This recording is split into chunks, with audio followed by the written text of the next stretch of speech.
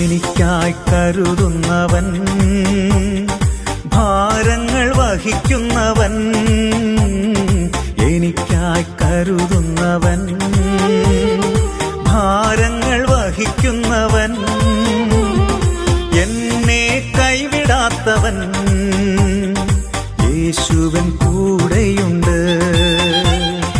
എന്നെ കൈവിടാത്തവൻ, യേശുവൻ കൂടെയുണ്ട്.